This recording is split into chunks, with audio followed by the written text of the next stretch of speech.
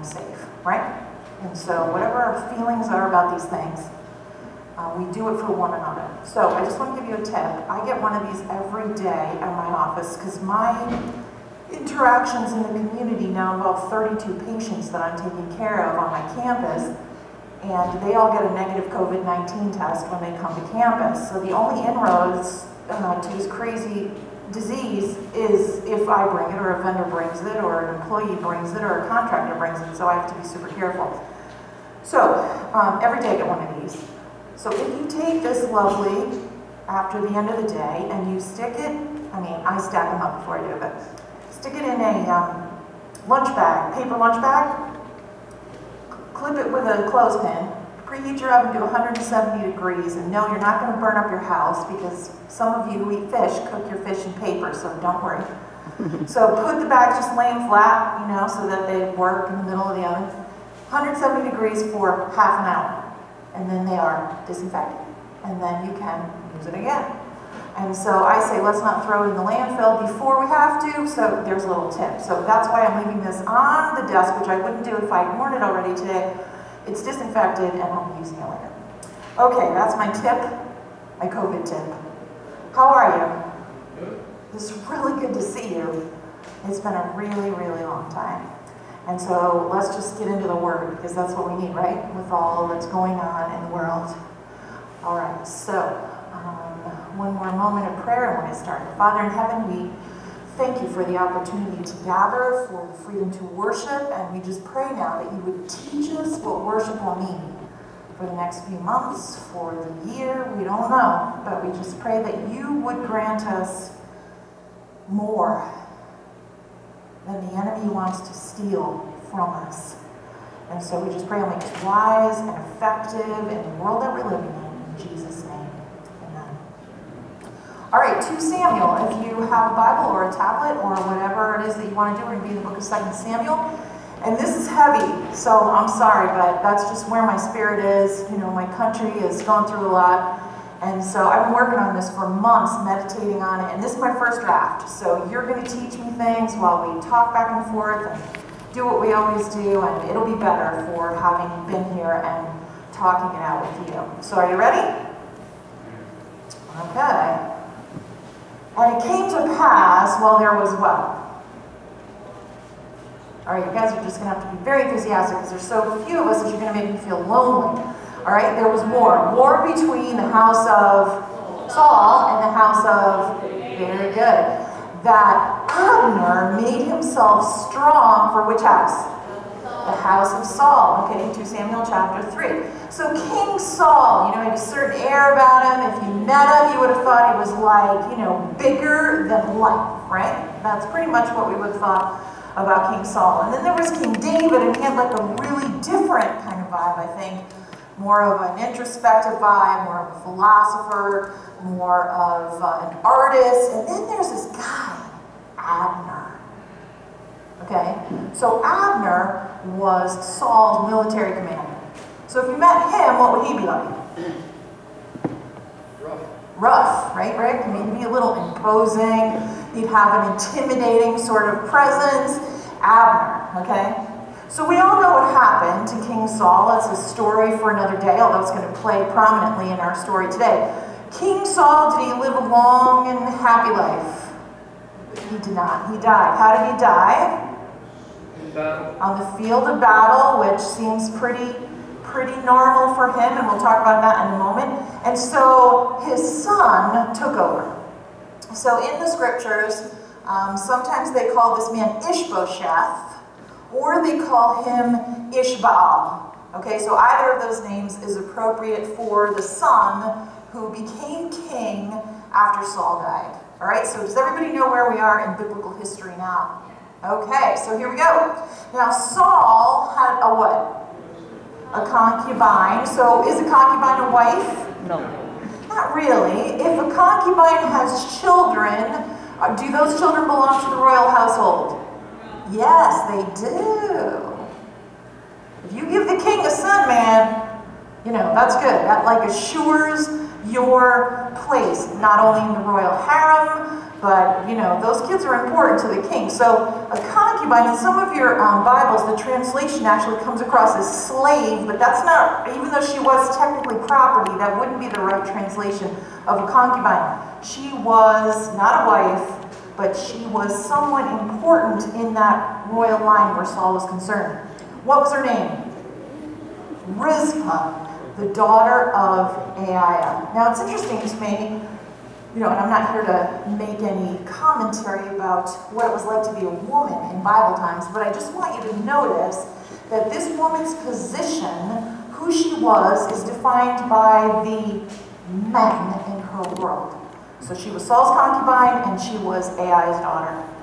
And Ishbosheth, and I'm sorry for the young people that are in the audience because it's kind of a heavy topic, but Ishbosheth had a beef with Abner. Good morning, Pastor James, good to see you.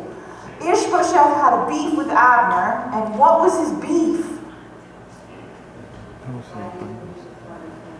Why have you gone into my father's concubine? Now that's a very polite way to say, you know what it means? That he took her to himself in an intimate way. And so imagine this, your military commander, you brought him into the throne room, and you just want to have this really easy peasy conversation with him. Easy peasy? Not at all. Not at all. Very difficult conversation. All right, so I just want you to notice, even though what was said about Rizpah in terms of the men in her world, who she was in this social strata of the royal household, she plays very prominently in what's happening. So Ishbosheth's question made Abner very angry. So basically he said to him, did you make Rizpah your girlfriend? So what's the big deal? What's the big deal if the military leader of your reign, of your region, of your royal household wants to make your father's concubine his girlfriend? Come on, y'all. It's me. I know you haven't seen me in a while, but what's up? What does it signify? What does it mean? Because if you don't know what it means, then the rest of the story doesn't make any sense. It means that Abner had a very high opinion of himself. He had some very lofty goals. Did he consider himself just a humble servant of his majesty? No. You're going to make Ishbaal's concubine, because if she was Saul's concubine, he now belongs to her. And if he made her his girlfriend, he is wanting power. He is wanting status. And he is possibly wanting what? The throne. And you and I both know what it's like for the head man to just be the figurehead for the power that's behind him or her. And so that's what's happening here. Ishbosheth's question made Abner very angry. Have I been behaving like some Judean dog? That's what Abner said. Yeah. Now, where were they living? In the northern kingdom, which is named over there, you know, in the computer. Israel. And so catch how, you know, this little dig that he gives to Judah. And so I noticed that. Have I been behaving like some Judean dog, he asks, until now I have been faithful to your father, Saul's family, to his relatives and his friends, and I haven't handed you over to who? David. He's got a very high opinion of himself. But now you charge me with a what? What's the crime? Begins with a T. Treason. You charge me with treason because of this what? Woman. So Abner's like, had it up to here. Now it's very interesting because the Bible doesn't actually tell us whether the accusation was true. What do you think? Probably, right? You know, remember that Shakespearean quote, methinks he doth protest. What? Too much. All right? So he goes on, God do so to Abner and more also if I do not accomplish for who? For David, what the Lord has sworn to him to transfer the kingdom from the house of Saul and to establish the throne of David over Israel and Judah from Dan to Beersheba, which is just another way of saying from the north to the south. So what's Abner's response to the question, have you made Rizpah your girlfriend? He's going to switch sides. He's going to switch sides. Because the house of Saul and the house of David are at war. Now this last bit is to just give you some information about the reality of the power play between Ishbosheth or Ishbaal. Ishbosheth couldn't what? Say another word in response to Abner because he was what? He was terrified. So if you want to understand the nuances of what's going on here and then watch what happens, then Abner sent messengers to David to speak on his behalf. Who owns this country? He's talking about Israel, the northern half of the country. Who owns this country, he asked. And what's the answer to that question in Abner's mind? Me. Very good. All right? I own this country, he says. So make an agreement with me, and I'll support you and bring all of the north to you. Talk about Game of Thrones. Right? Little intrigue, little military strategy. The Bible's better than Hollywood. And just to let you know how it turned out for our poor man Ishbaal, 2 of his aides cut off his head in the middle of the night. And so in the end, it didn't turn out so well for the house of Saul. All right, so that's the groundwork. Everybody with me? Wasn't that cheerful? Sometimes the Bible isn't very cheerful, but that's okay because we can take it, right? Here we go. During David's reign, there was a what? A famine for how long, friends? 3 years. Now, we may end up like weathering SARS-CoV-2 for a number of years, right? Because we want it all to be done by the end of the year. But the odds that it's going to be, I hope it is, but the odds that the vaccine will be done, that it will be distributed, that everybody will be hunky-dory are low. And so we just have a little bit of a feeling like this right here. The world that we're used to is different, and that was happening here in ancient times. During David's reign, there was a famine for 3 consecutive years. So David inquired of the Lord, and the Lord said, he gave the most interesting, unusual, cryptic kind of answer. What did he say? Because of Saul and his blood-stained family, because he murdered the Gibeonites. Really? What's that got to do with the weather? What in the world does that have to do with the weather? So friends, if you could imagine the green Pennsylvania countryside, which tends to reap beautifully for us as we're driving through, since most of us are not farmers, all of a sudden if you drive through, it's dead and dry and gone. And all the reserves are used up. And David smartly goes to the Lord and says, hey, what's going on with the weather, with the crops, with the Dow Jones Industrial Average? And why did God say that there was a famine? Because of who? Because of Saul. Because he murdered the Gibeonites. Now friends, this is a difficult concept for us to get our heads around. And if you're a student of the Bible, you've bumped into the terminology before, but I think as an American right now, I think you have to. I'm not here to pretend that I understand the heart and mind of God, but I am here to tell you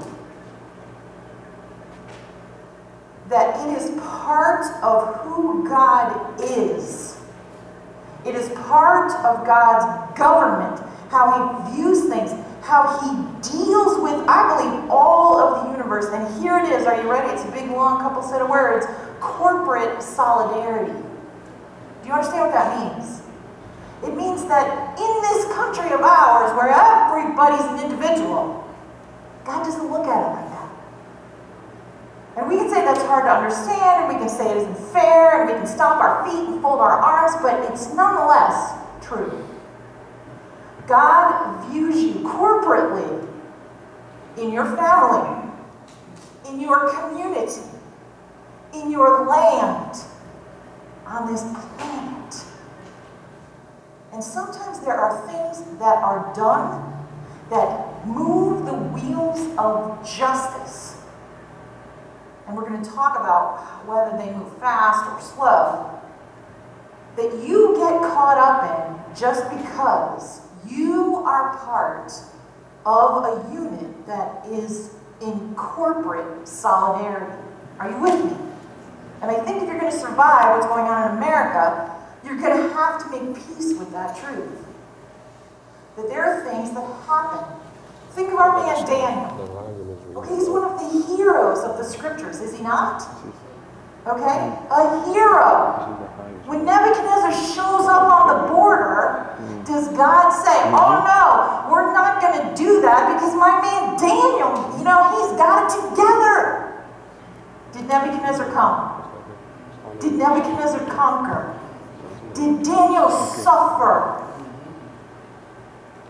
But the beauty of it is that in the middle of that corporate solidarity, now he gives Daniel a job. He says, look, I can't keep this from happening, but I can make my world wrapped up in your world a great place to be. And we have to understand this if we are going to navigate today and what's coming. You with me? Well, so the king called who? The Gibeonites. And spoke to them. And now the Gibeonites were not of the people of Israel, but of the remnant of the Amorites. Although the people of Israel had sworn to spare them, Saul had sought to strike them down in his zeal for the people of Israel and Judah. Now you know this story. When Joshua came into the land that God had promised them to conquer Canaan and do all that God had said he needed to do, these fellas showed up. They were dressed in old clothes, like they'd been on the road for weeks and months, and their food was moldy, and their sandals had holes in them.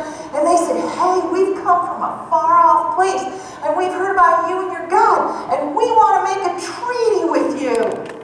You remember this story? And did Joshua make a treaty with them? He did.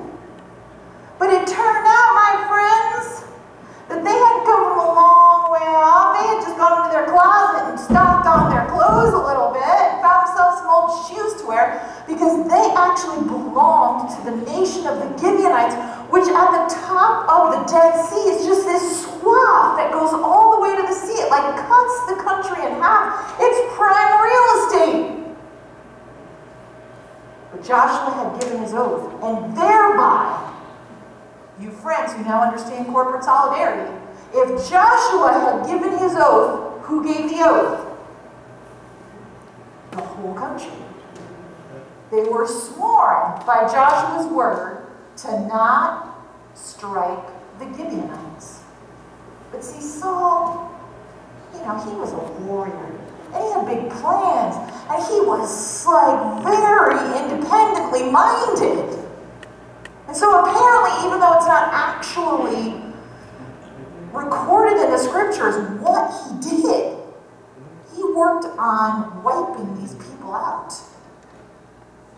And now there's famine. So David goes to the Gibeonites, and he says, now friends, I wish I were so smart in the things of the Word of God that I could explain this to you. So all we're going to do together is just let it sink in. Corporately, how's that? Because I can't explain it to you.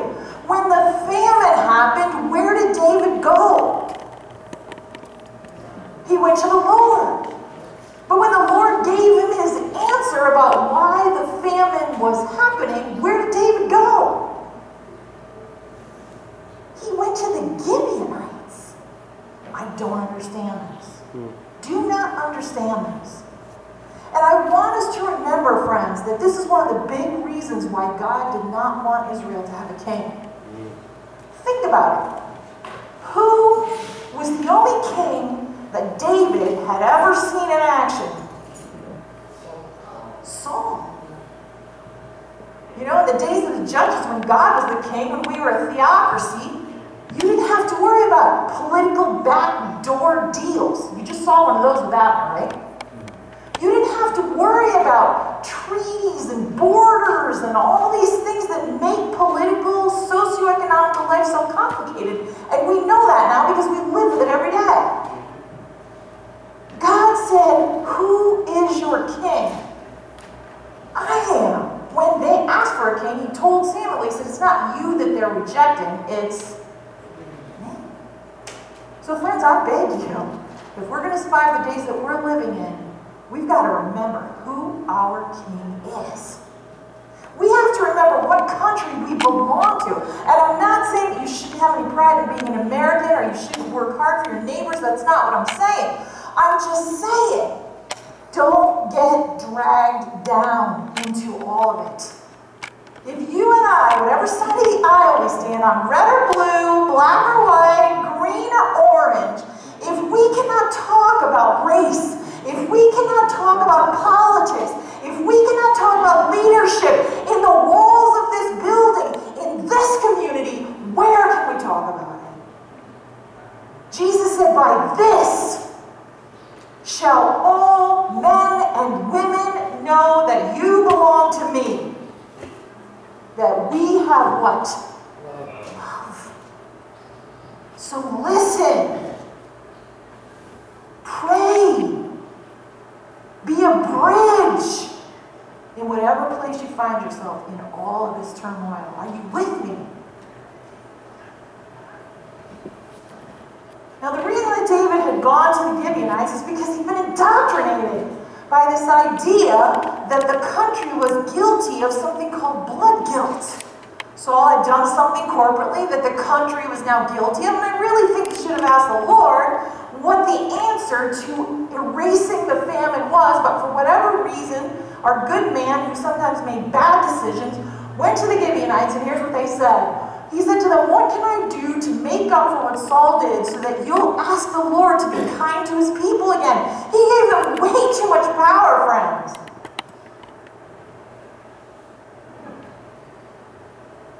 But I think the enemy took advantage of something that was good about David. He was tender. He was empathetic. And he wanted his reign as king to be successful. So the Gibeonites said to him, "We have no contest about silver or gold." In other words, you can't pay us. We're not interested in that. But against Saul and against his house, neither do we desire that any man be slain of Israel. And the king said to them, "What will you then that I should do for you?" And they answered the king, "As for the man who destroyed us and plotted against us so that we have been," what's the word? Decimated. This was some serious little subterfuge that was going on with King Saul, and have no place anywhere in Israel. So you get this idea that if they set themselves up and settled sometimes, that he would chase them down and push them out, which you know he did that to David, so you know it's on his list of things that he does. So hand over, here's what they want. How many? 7 of his male descendants. And we will hang them before the Lord of Gibeah, the hometown of Saul, the Lord's chosen king. And man, what did David say? I'll do it. Ouch! Ouch! Now, the next text tells you that the king had mercy on Mephibosheth, the son of Jonathan. Everybody remember who Jonathan was? David's right-hand man. The son of Saul, in light of the Lord's oath that he had taken between David and Jonathan, the son of Saul, because he and David had a pact. You'll take care of my offspring. So the Mephibosheth in this text is not Jonathan's son. Everybody clear? David left him out of it. And the king took the 2 sons of who, friends? Oh, there she is, our gal Rizpah. The king took the 2 sons of Rizpah, the daughter of Aiah, whom she had born to Saul, Armoni and Mephibosheth, different Mephibosheth, and the 5 sons of the sister of Michal, the daughter of Saul, whom she had born to Adriel, the son of Barzillai, the Maholathite. How's that? And he handed them over to the Gibeonites. They executed them. Then they exposed their bodies on a hill before the Lord. All 7 of them fell together, and they were put to death during the first days of the harvest, just as the barley harvest was beginning. Severe, right? Very severe. Now watch what happens. Then Saul's concubine, Rizpah, the daughter of Aiah, used sackcloth to make a shelter for herself on the rock where the corpses were, and she stayed there from the beginning of the what? The harvest until what? Until the latter rain. Until the autumn rains came. That's a long time, friends. That's months. That's months. Now, I tried not to use any art that was like really super duper graphic, so let's start with this one. There's 7 bodies up there. They've been executed and they've been hung up for people to see. How many of these boys belong to her? 2 belong to her. The other 5 belong to Merab, Saul's oldest daughter. Now watch. During the day, she would keep the birds away from the corpses. And at night, she would protect them from what? Goodness, why? I want you to see this woman who built herself a tent out of sackcloth because she's in mourning. And now she has given herself a job. Now tell me, what was supposed to happen? If you died in Israel, what happened to you? They buried you by sunset normally.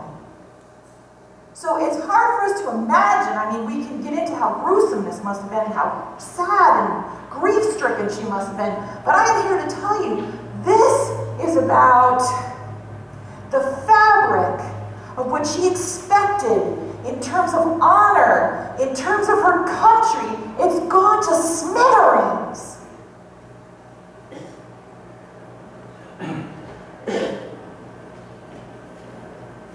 Imagine the vigil. Imagine the difficulty of that vigil. She's not making any protest because of the unjust nature in which they were executed. She understood corporate solidarity. She's saying, where's the king? How is it that this kind of dishonor has come to my land? And how is it that my sons are exposed and shamed like this? And she's not going home until somebody hears what she's saying. And so she spends her time. I don't know, I can't even imagine it.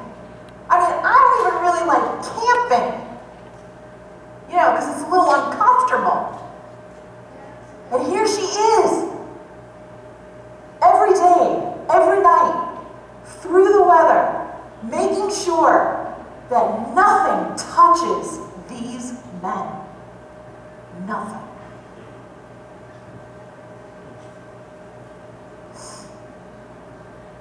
Now, some artists, you know, make her really fierce.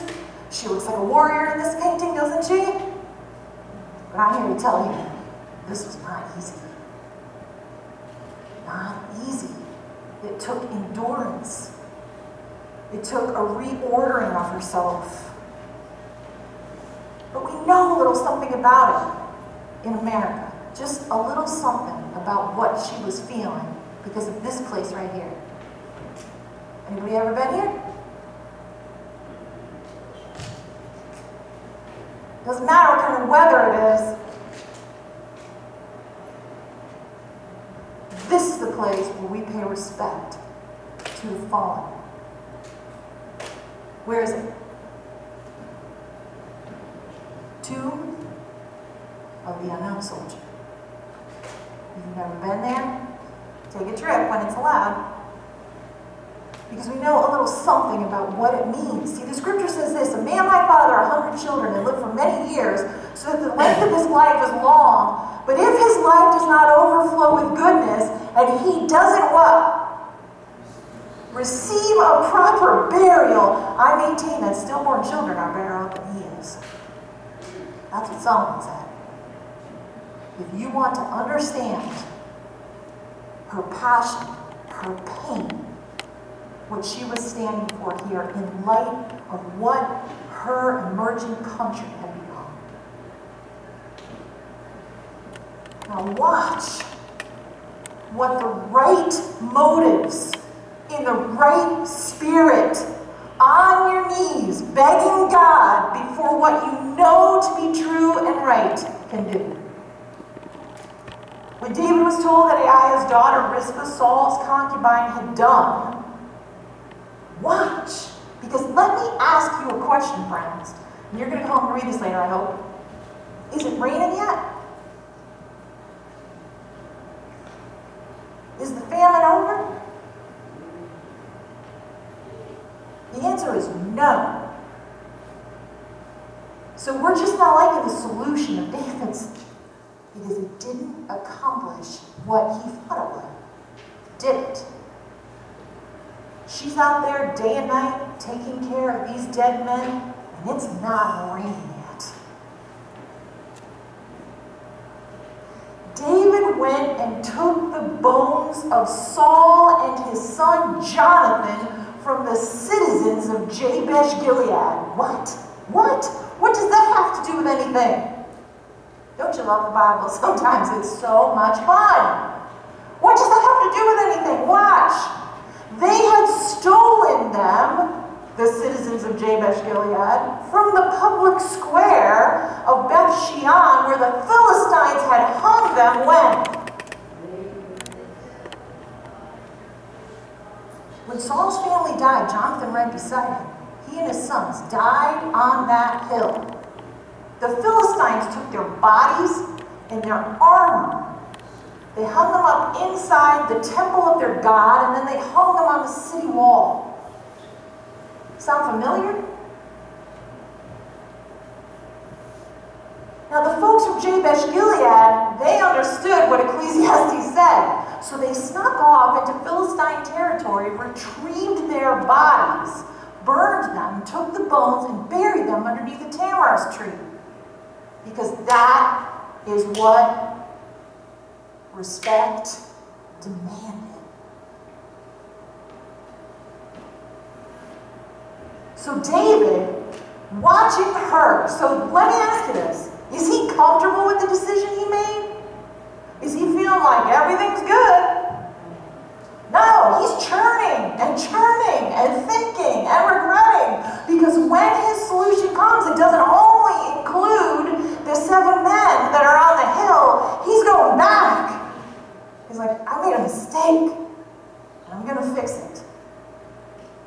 So he retrieves the bones of Saul and the bones of Jonathan, and he had them brought from there, and they gathered up the bones of who? Her sons and his half-brothers. And they buried the bones of Saul and Jonathan his son in the country of Benjamin and Zelah, in the grave of Kish, Saul's father. Thus they did all that the king commanded, and after that God was moved by entreaty for the land. So what does that mean, friends? It means it rained.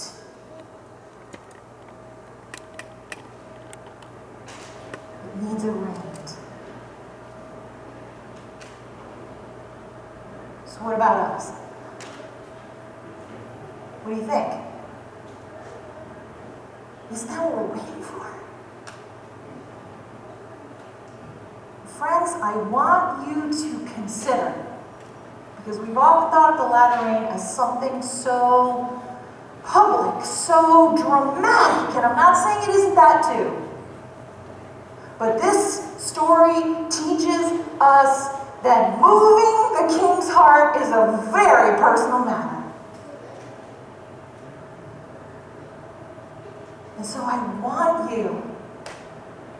feel like there's this wide road between you and heaven that maybe you never knew existed. That there is comfort, that there is strength, that there is change in the middle of living through what my nation has reaped for itself. And I want you to take a strangely gory story. I want you to find strength and power in it for yourself, because God heard her. And he used her to move the heart of a king. Through the mills of God, though the mills of God grind slowly, yet they grind exceeding small. And what that means is that when God grinds things, he grinds them down to a fine dust. Though with patience he stands, waiting with exactness, grinds he all. God's justice is so merciful, friends. It moves so slowly, but it's so thorough. We're living in the middle of it. And so I just pray that as things look different here, that things will be different here. That in his mercy that he'll lead us to the place where we can be a gift, a blessing, where we can move the hearts of our family, our community, our nation, because Christ is the rock and the Spirit is the rain. Amen? Amen. All right. Now, since we can't be a great big congregation of folks singing together, I got us a little choir to sing with, and I didn't think I could make it through this anyway.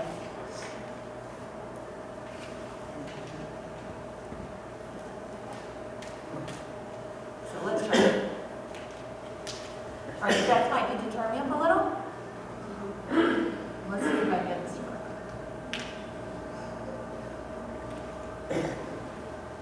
Turn it up, okay? Yeah.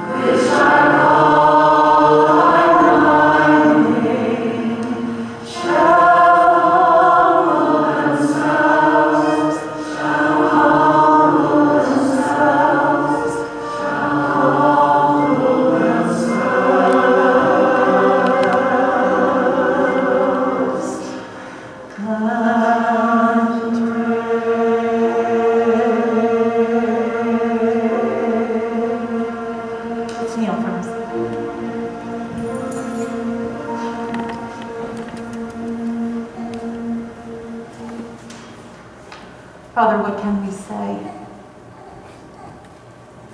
except that we're willing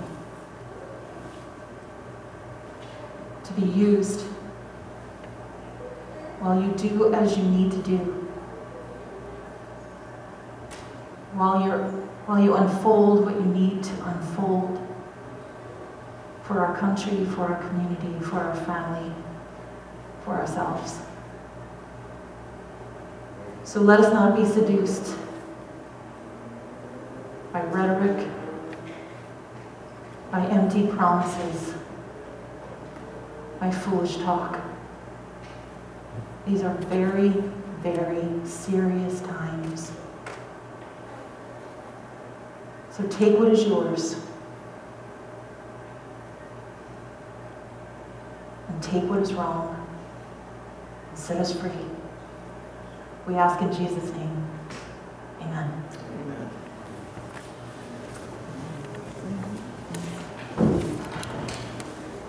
Oh.